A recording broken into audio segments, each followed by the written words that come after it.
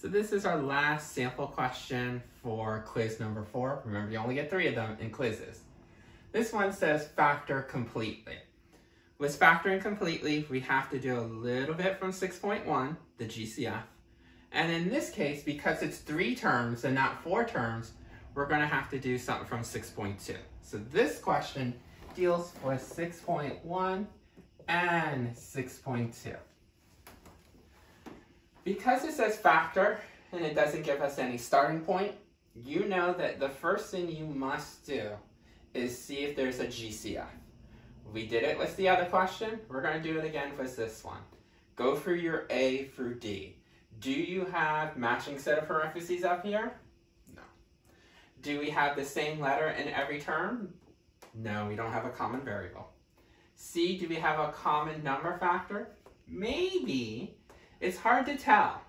I can tell you from off the bat, you definitely do have one because they're all even numbers.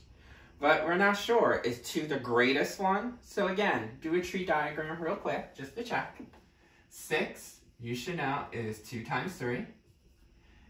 78, anytime that you get a large number, such as 78, to break it down, we already told you that we know it's even. So if it's even, you can at least cut it in half. Remember, you're allowed to have your calculator for the quiz or any test. So just do 78 divided by 2. When you do that, you'll have 39. And then 39, how do you break down 39? Well, we know it's not an even number, so you can't divide by 2. We'll go in the list, just like we did the combos. Can you divide this by 3? Yeah. So we get 3 and 13. So even though it looked like it might have been prime, it actually comes out as 3 and 13. And I'll tell you here, 13 is a prime number. Can't break it down any further. And then let's break down 72. In 72, most of you probably saw 8 times 9. 8 you can break down as 2 times 4. 9 as 3 and 3. And then break down this 4 as 2 and 2. Remember, I'm trying to find all the prime factors. Okay? So anytime that I have a number that breaks down, you want to use those numbers, the prime numbers. Now that I broke down each one, it's a little hard to see it here, so maybe you want to put it in that list. 6 is 2 and 3. 78, that was a 2, a 3, and a 13. For 72, 2, 2, 2, 3, 3. 3 2s, 2 3s. And then just circle what they all have in common. So 3 numbers, they all have at least 1 2 in common. They also have 1 3 in common. But nothing else. This one doesn't have anything extra, so it doesn't matter what the others are. So we know my GCF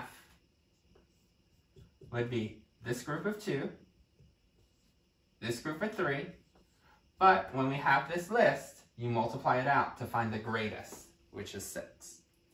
Now that I know that my GCF is 6, let's get our leftovers. Let me erase to make some space now that we know our GCF is 6. And what we're going to do is we're going to get our leftovers by dividing each term by 6.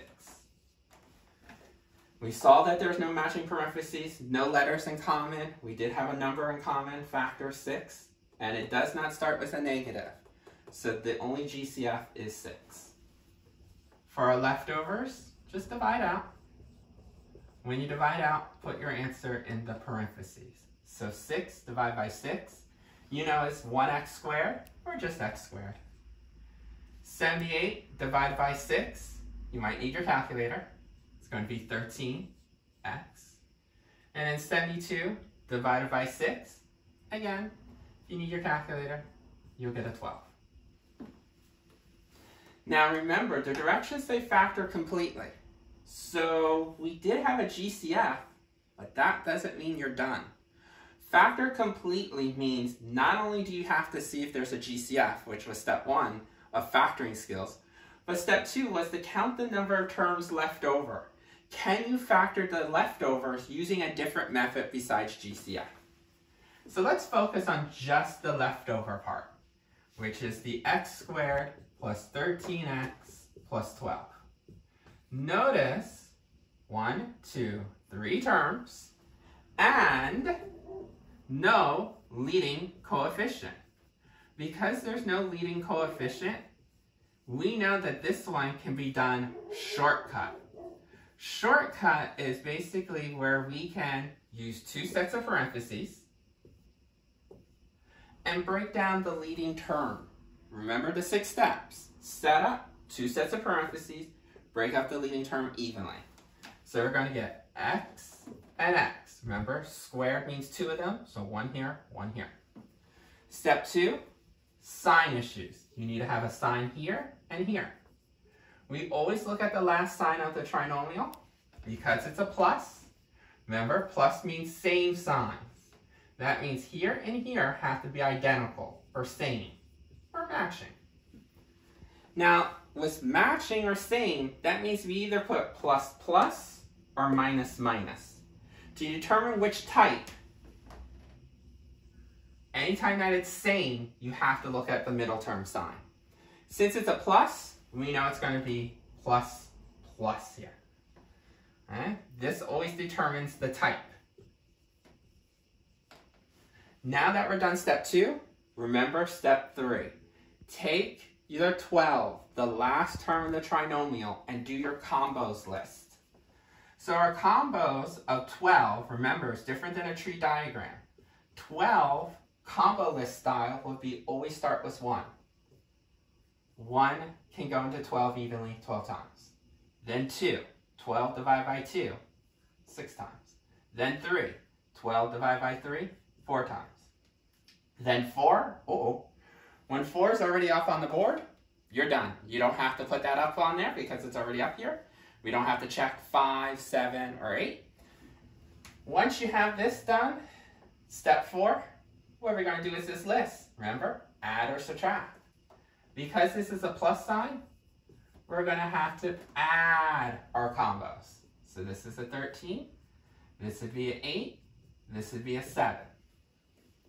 Our 5th step is to say, look at the middle term of your trinomial. Remember, not this guy, because we already did the GCF, we're looking at the leftovers. And see if that coefficient matches any of these totals. If it does, that means you could factor it further. If it does not, that means this is prime, so this would have been your final answer. Luckily, 13 matches the 13 here. So we're going to choose the combo 1 and 12. Now, if these were different signs, we would always say take the higher number and make sure it always gets the same sign as the middle. But if they're the same signs, it doesn't matter if you put the 12 here or the 12 here, they both get the positive.